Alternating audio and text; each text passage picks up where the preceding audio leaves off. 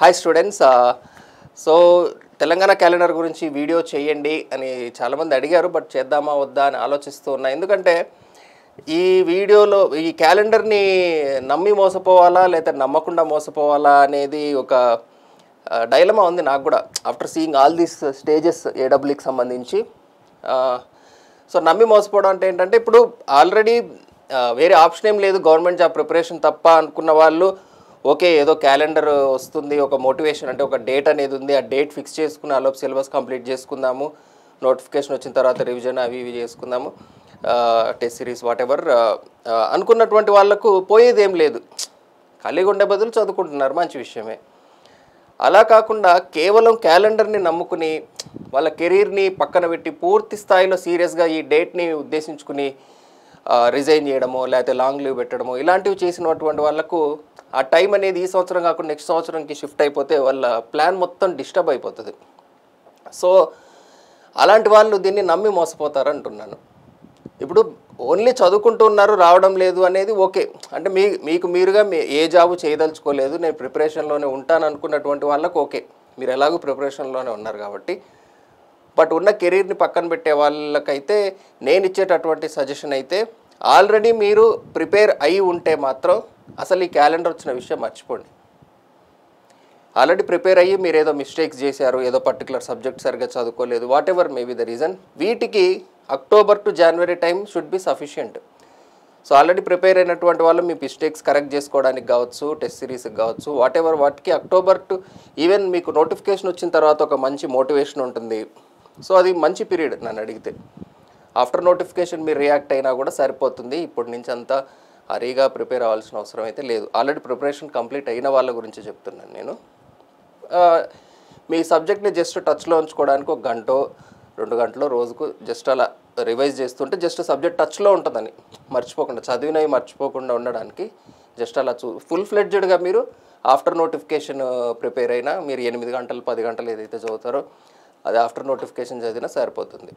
ఇది నేను చెప్పాలనుకుంది. So already job చేస్తున్నటువంటి వాళ్ళైతే నన్ను అడిగితే మీరు ఆల్రెడీ ప్రిపేర్ అయ్యి ఉంటే మాత్రం డెఫినెట్లీ దీన్ని మర్చిపోవడమే మీకు అడ్వాంటేజ్ అని నేను ఫీల్ అవుతున్నాను. ఎందుకంటే జస్ట్ రివిజన్కి వాటికి అంత టైం అయితే అవసరం లేదు కదా.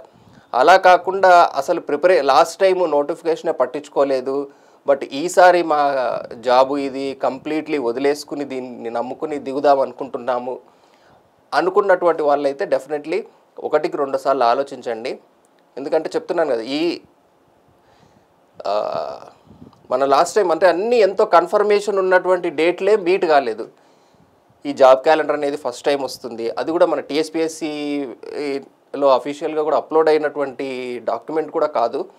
సో దీన్ని మనం ఎంత స్ట్రాంగ్గా నమ్మగలం అనేది ఎంతో కొంత రిస్కే. సో మీకున్న జాబ్లో టైం సరిపోవడం లేదు, కంపల్సరీ దిగాలి అనుకుంటే మాత్రం 1-2 సార్లు ఆలోచించండి. నేనైతే పర్టికులర్గా జాబ్ వదిలి ప్రిపేర్ అవ్వడానికి జనరల్గా అంత సజెస్ట్ చెయ్యను. అంతగా ఏదన్నా ఉన్నా కూడా వీలైనంత జాబ్ చేస్తూ చదువుతూ ఆఫ్టర్ నోటిఫికేషన్ మీరు ఏదైనా డెసిషన్ తీసుకుంటే కొద్దిగా బెటర్ ఉంటుందేమో. ఒక 3-4 మంత్స్ మనకు ఈ రివిజన్కి, టెస్ట్ సిరీస్కి, వీటికే కనీసం 1 నెల రోజులైతే కేటాయించాలి మినిమం. అది మన మిస్టేక్స్ తెలుసుకోవడానికి వీటికి 1 మంత్ అయితే కేటాయించాలి. సో ఆ ముందు మీరు మర్చిపోయినటువంటి సబ్జెక్ట్ రివిజన్ చేయడము, ఏదన్నా కొత్తగా అప్పుడు ముందు సరిగా కాన్సన్ట్రేట్ చేయని సబ్జెక్టులు మళ్ళీ నేర్చుకోవడము, ఇలాంటివి ఏమన్నా ఉన్నా కూడా నోటిఫికేషన్ తర్వాత మీరు చేయొచ్చు. Last 1 month full length test series మీద మీరు ఫోకస్ చేయొచ్చు. రిమైనింగ్ టైంలో సబ్జెక్ట్ టెస్ట్లు రాయడము, టాపిక్ టెస్ట్లు రాయడము, ఇలాంటివి ఏమైనా చేయొచ్చు, సరిపోతుంది.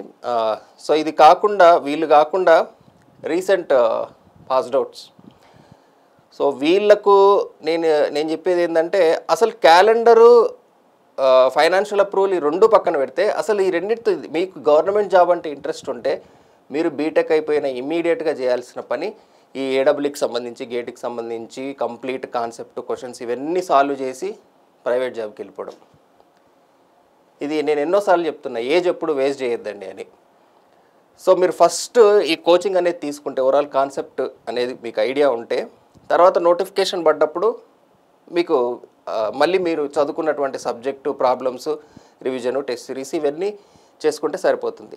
సో ఫైనల్గా నేను చెప్పేది ఏంటంటే ఈ నోటిఫికేషన్ పడే ముందు ప్రిపరేషన్ అయిపోయి ఉండాలి స్టూడెంట్స్ అందరిది. ఆల్రెడీ ప్రిపరేషన్ అయిపోయిన వాళ్ళు మళ్ళీ దానికోసం అంత టైం కేటాయించాల్సిన అవసరం లేదు. ప్రిపరేషన్ అసలు మొదలు పెట్టినటువంటి వాళ్ళకు అసలు ఫైనాన్షియల్ అప్రూవల్ వచ్చిందా లేదా ఈ సంవత్సరం కాదు, ఇంకో 2 సంవత్సరాల తర్వాత నోటిఫికేషన్ పడుతుందన్న కోచింగ్ ఇప్పుడే తీసుకోవాలి నన్ను అడిగితే. తీసుకుని వెంటనే వేరే పని చేసుకోండి. 2 సంవత్సరాల తర్వాత నోటిఫికేషన్ పడుతుందంటే 2 సంవత్సరాలు ఖాళీగా ఉంటున్నాడు స్టూడెంట్. 2 సంవత్సరాల తర్వాత కోచింగ్ తీసుకోవడం, ఈ సంవత్సరం తీసుకొని మళ్ళీ వచ్చే సంవత్సరం కోచింగ్ తీసుకోవడము, టైం అంతా వేస్ట్ చేసుకుంటున్నారు. ఏజ్ వేస్ట్ చేసుకుంటున్నారు. టైము మనీ అనేది కాదు పాయింట్ ఇక్కడ. ఏజ్, ఎక్స్పీరియన్స్ ఇవన్నీ వేస్ట్ చేస్తున్నారు. ఇక్కడ ఎవరికి జాబ్ వస్తుందో ఫైనల్గా ఎవరికి జాబ్ రాదు ఎవరికి తెలియదు. ఈ ఏడబ్ల్యూ రిజల్ట్లో కూడా ఎన్నో జరిగాయి. ఇప్పటికీ ఫైనల్ రిజల్ట్తో సాటిస్ఫై ఉన్నటువంటి వాళ్ళు, మాకు జస్టిస్ జరగలేదు అని ఫీల్ అయ్యే వాళ్ళు డెఫినెట్లీ చాలామంది ఉంటారు. ఇన్ని జరిగిన తర్వాత కీ రివిజన్స్, మళ్ళీ second time key revisions, horizontal రిజర్వేషన్లు, రకరకాలుగా వాటెవర్ ఎన్నో కేసులు పడ్డాయి. సో డెఫినెట్లీ పూర్తి స్థాయిలో ప్రతి ఒక్కరూ సాటిస్ఫై అవ్వలేదని నాకు తెలుసు. బట్ స్టిల్ ఈ పోస్ట్కి ఒక ప్రొసీజర్ ఉండాలి. ఆ ప్రొసీజర్ ప్రకారం రిక్రూట్మెంట్ జరగాలి, జనాలు రిక్రూట్ కావాలి అంతే. ఇంకా అంతకంటే ఇక వీళ్ళు డిజర్వ్డ్ వీళ్ళు కాదు అనేది ఏం లేదండి ఇక్కడ. So finally whatever commission procedure decide చేసిందో ఇంకా మనం దాన్ని యాక్సెప్ట్ చేయడం తప్ప అంతకంటే మనం చేయగలిగింది ఏం లేదు కదా.